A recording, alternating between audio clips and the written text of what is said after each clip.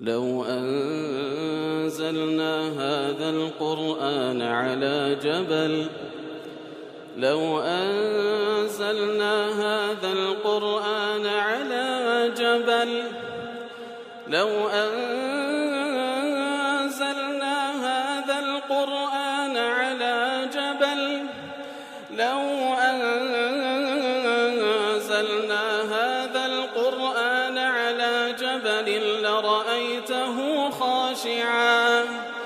لرأيته خاشعا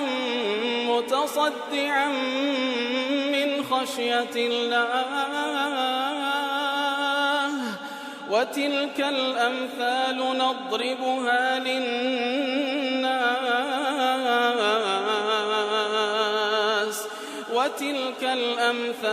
نضربها للناس لعلهم يتفكرون. الحمد لله والصلاة والسلام على رسول الله وعلى آله وصحبه ومن والاه. السلام عليكم ورحمة الله. برزان خوش حالم لواني 543 لوانا كاين تفسير القرآن بيروز بيم وخزمتان ومن بس رزامندي رب العالمين وهوادان اوي ازي السودي لور بقرن.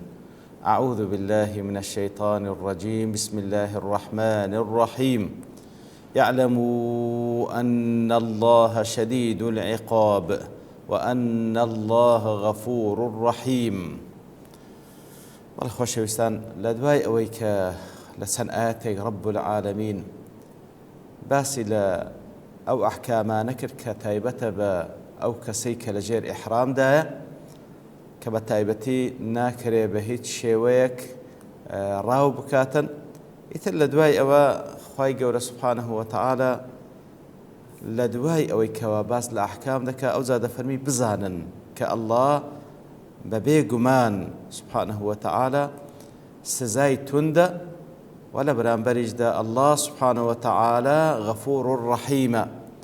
سهل سرت هذا دفرمي اعلموا وكزانان دفرمون وتبزانا دفرمون كاتك آتك بإعلموا دستي بيكري وتبزانا أو الأبرتسية تنبيه شديد إلى أهمية ما سيلقى عليهم من أمر أو نهي. كواتا كم ذلك اعلموا بزانا أو آقادار كرنوية تند لو أوي كوا باش آقادار من لو أوي كوا بيتان رادا جيندري كشتيشي جرنجا بيتان رادا جيندري تاوكو لسرتادا بابرين آماده بن دڵەکەیان مهيأ بی لە بۆ وەرگرتنی ئەو قەزیە زۆر بە ئیحتیمام بەگرنجی. زاد فەرمی اعلموا أن الله شديد العقاب. أن الله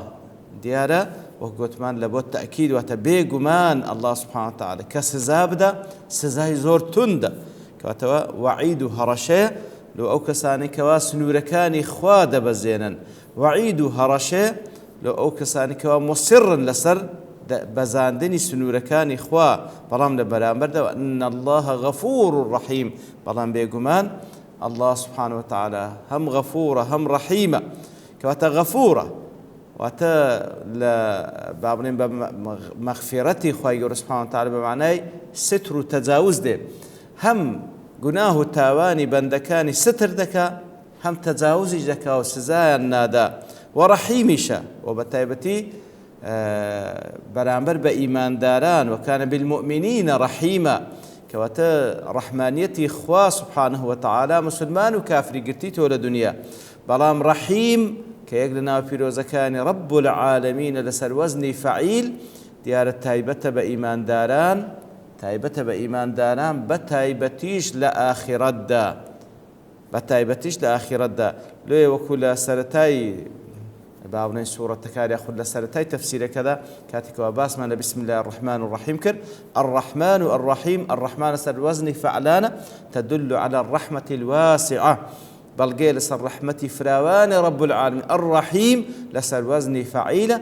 تدل على الرحمة الواصلة بلقي لسر أوي كأو رحمة فراوان إخوائي قورد ديجين تشي ديجين تإيمان داران أوج ديارة كاتك خواهی گەورە هەڕەشە دەکات لە بەرامبەریشدا خواهی گەورە بە هەماشێ و مژدەمان پێدەدا بە مەغفیرەت و بە ڕەحمەتی خۆی سبحانه وتعالى بەرە قورئانی پیرۆست مەثانیە وبيغمبري صلى الله عليه وسلم بشير ونذير إتر زور گرنگە بەڕاستی ئێمەش بە بەردەوامی لە بینی خەوف و ڕەجابین بترسین لەوەی کەوا سەرپێچی گوناهەکانی رب العالمین بکەین بترسین لە خۆمان ئەمین نەبین کە خوای گەورە سزامان نەدا بەڵام لە بەرامبەرشدا ڕەحمەت ڕەجامان بە ڕەحمەتی رب العالمین هەبی وەکو زانایان دەفەرمون خەوف و ڕەجا وەکو دوو باڵن لە بۆ باڵندەیەک کە ئەگەر تەشبیه بکەین وەکو ئینسانێک بەو دوو باڵە کە سەری ئەو باڵندەیەش مەحەبەت و خۆشویستنی رب العالمینە بەرەو رب العالمین و ڕەزامەندی رب العالمین دەفڕی ئیتر ئەگەر سەری ببڕیکەوە محەبەتەکەی هەر ناتوانی بڕوا و دەمری ئەگەر هەر یەک لە باڵەکانی بشتی ئەو تەیرە هەر بە هەماشەوە ناتوانی بفڕی ئیتر خەوف و ڕەجا زۆر زەڕورە لە دوای قەزیە محەبەت و خۆشویستنی رب العالمین وەکو زانایان دەفەرمون چاکتر وە لە ژیاندا خەوف غالب بی لەسەر ڕەجا هەتا وەکو دەگەیە سەرەمەرگ لە سەرەمەرگ وەکو پێغەمبەر صلی الله عليه وسلم دەفەرمی ئەسڵ وا ئیماندار نەمری ئیلا لەو کاتێک کە دەمری حسن ظنی هەبی بە ڕەحمەتی رب العالمین وأن الله غفور رحيم كواتو خوای گەورە مژدەی خۆشمان پێدا لەسەر ئەوەی کەوا لێبوردن و ڕەحمەتی زۆرە بەرامبەر بە تایبەتی بەرامبەر بە عەبدە ئیماندارەکانی ئیتر وەکو دەفەرمون وجمع سبحانه بين الترهيب والترغيب حتى يكون المؤمن بين الرجاء والخوف فلا يقنط من رحمة الله ولا يجترئ على ارتكاب ما يغضبه سبحانه كواتا زور مهمة وكباس ما كان إنسان لبين خوف ورجاء دا بجي ئەوەندە ترس لە دڵی هەبی کەوا بیجێڕیتەوە لە گوناහ و تاوانەکان بەڵام ئەوەندە ڕەجاش بە ڕەحمەتی خوای گەورە بتاوکو بێ هیوا نەبی لە ڕەحمەتی خوای گەورە بە تایبەتی لە سەرەمەرگ پاشان دەفەرمی ما على الرسول إلا البلاغ والله يعلم ما تبدون وما تكتمون ما على الرسول إلا البلاغ لەسەر پێغەمبەر هیچ شتێک نییە عليه الصلاة والسلام إلا البلاغ إلا گەیاندن نەبی والله يعلم ما تبدون وما تكتمون والله سبحانه وتعالى دزاني أوي كأنجو بدياري ديخن وأوي كوادي شارنو يتركوا هرشة براستي ما على رسول الله البلاغ واتا لسر أو بيغمبري كوا روانا ما كرده هيتي لسنة تنها تبليغي أو بيامي كوا خواهي قورة بيراغي عندي تاوكو إقامي حجتان لسر بكا وكو دسفرمون ما على رسول الله البلاغ بلاغ لسيو هاتي وكو إمام قرطبي دلي لبلوغ هاتي بلوغ جواتا وصول واتا ويكا بيتي بيجيني تأوزيقا كوا بيراس بيردرا يترهلا بلاغ بلغ يبلغ وكو زانان دفنون بلاغتش هاتي بلاغتي بلاغة وإيصال المعنى إلى النفس في أحسن صورة من اللفظ واتقياندني أو ما نايكدتو بيجيني لبو نفسي مقابل بتساكترين شواز لألفاظ كان دري ببري أو بلاغته إتر أويك على سر بيغمبر عليه الصلاة والسلام تبليغا ولبرامبر دا حساب لسر خوايا سبحانه وتعالى لدواء أويك بيغمبر عليه الصلاة والسلام وشوين كوتي بيغمبر عليه الصلاة والسلام لدعاته لا أوانيك وبيامكي بيغمبريان هلقيت صلى الله عليه وسلم لعلماء كميرات جراني بيغمبرا عليه الصلاة والسلام لسرانه التبليغ بكن روني بكنو نيشارنو بلان باشو كوا راقي اندرا او جا او اقامه حجه انا صدقريو واخواي يقول حسابيان لقل دكا حساب لقلو كسان دكا كوا بيان جيشتي لسر اساسش حسابيان لقل دكا كوا رب العالمين اقادار بهم اوشتاين بدياري ديخن او كوا دشارنو لو يزانان دفن وفي الآت تشديد في إيجاب القيام بما أمر به قاتل سرت هذا لا سرتاء وما على رسول إلا البلاغ قاتل پیغمبر صلى الله عليه وسلم ولا الباشويش أوانيك وأجر بقد يجأد يعني يك حديث پیغمبر يعني صلى الله عليه وسلم بيست بيجينن قاتل وما على رسول إلا البلاغ قاتل واجبي پیغمبر صلى الله عليه وسلم واجبي ميراد جراني لأهل علم أو زهر سندي بيبي بيست تبليغي بكو بيجيني أو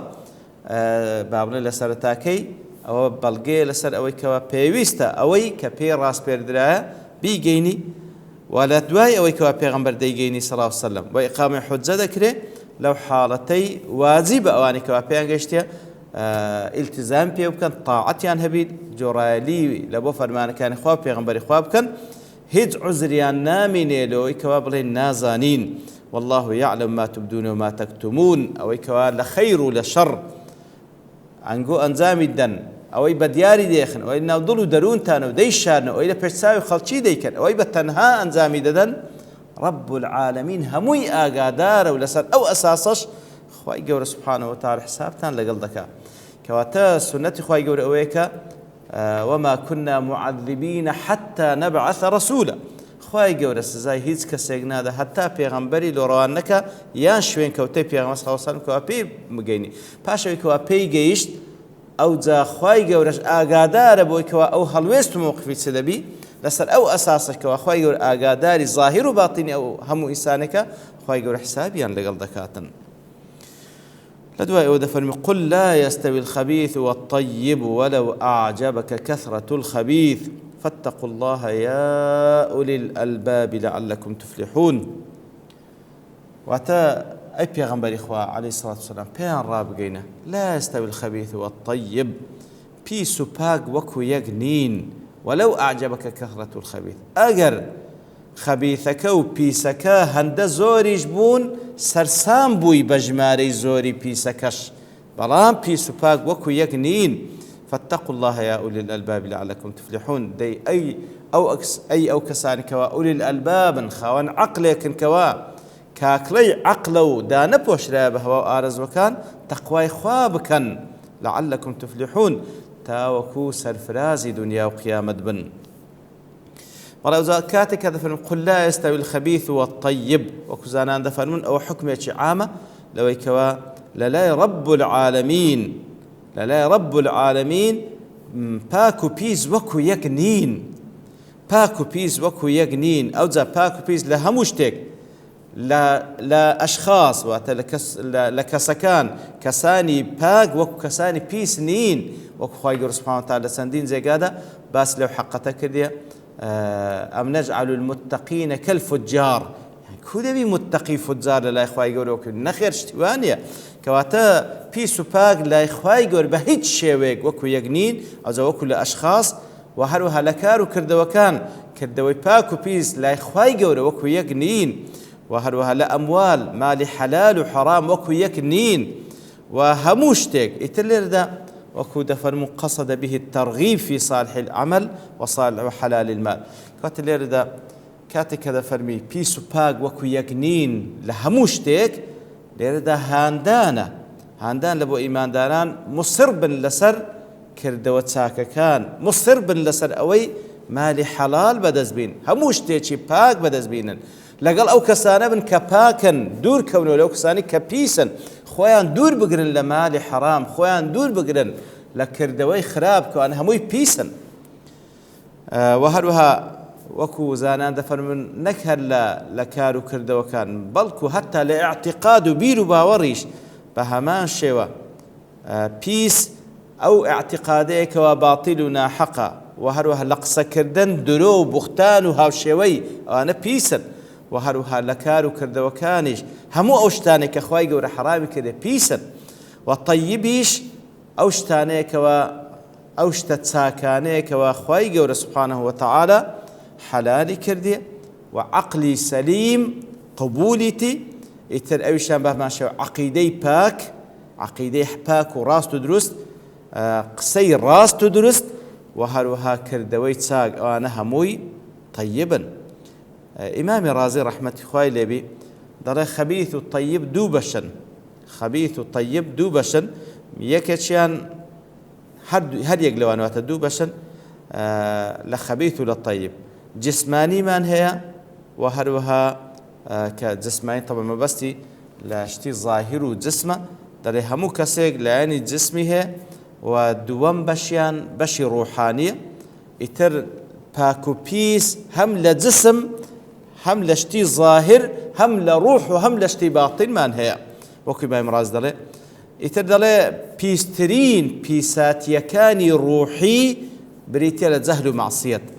بيسترين بيسات يكاني روحي معنوي بريتي لزهل نفامي برامبر بديني خواب تايبتي ومعصية جناح وباكتريني باك كاني روحانيتي ناسيني رب العالمين وطاعتي رب العالمين يتروكو دلي وذلك لأن الجسم الذي يلتصق بشيء من النجاسات ئەو جسمەی ئەو لاشەیەکەوە شتێکی پیسی لەسرە شتێکە دەبێتە مایەوەیکەوە هەموو کەسێکەوە طبعی سەلیمە بێزی لێ بکاتەوە کاتێکەوە لاشەیەک پیس دەبینی بە هەمان شێوە ئەو ڕوحانەی کەوە شتی پیسی تێدایە لەوەیکەوە جاهیلە بەرامبەر بە ڕەب العالەمین خوا ناناسی پشتی لە تاعەتی کردیە بە هەمان شێوە دەفەرمێ ئەو ڕوحانەش پیسن لەلایەن کەسانێکی ڕوحپاک بێزیان لەونەوە ئەو ڕوحەی دەبیتەوە کەوا جاهیلە بەرامبەر بەخوا و هەروە پشتی لە تاعەتی ڕەب العالەمین کردیە. ئیتر دیارە مانای ئاتکەوا دەگەین وەکو دەفەرمی یا محەممەد صلی الله عليه وسلم بە خەڵکی بڵێ لای ڕەب العالەمین وەکو یەک نین و لای کەسانێک عاقلیش وەکو یەک نین شتی پیس و شتی پاک لأن الشيء القبيح في ذاته أو في غير ذلك من الأشكال يفيض بغيض إلى الله وإلى كل عاقل كواتا هموشتك كوا خودي خوي بيز بيام برو شتيش بيسو عاقبتش خلافة دبا شتيش بغيضة شتيش بغزين دراوة هم لا رب العالمين هم لا هم كسيش عاقل ومصير تار نسكشي برو بهلاك تسونا وشتي باتشيش ببيتسوانا لا إخوة سبحانه وتعالى شتيش مرغوبة خواهي قول خوشي ده ولا هم كسيش عاقلي شتي باكو شتي جوان شتيش مرغوبة وهروها مصير تار نسكشي برو تاكو برو رزامن دي رب العالمين أو زاوكو قتمان باك لعقيدة باك لقصة باك لكرده وكان خواهي قوله بقسمت من بكاتن ئیتە ئاتکەشتی تریش تێداما بەڵام لەبەر تەواوبوونی کات لێرە دەوەستین بە پشتوانە رب العالمین لەوانەی داهاتوو دێنەوە خزمەتی وصلى الله وسلم على نبينا محمد وعلى آله وصحبه أجمعين وآخر دعوانا الحمد لله رب العالمين. لو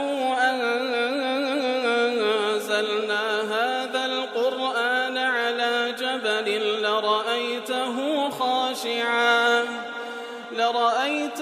خاشعا متصدعا من خشية الله وتلك الأمثال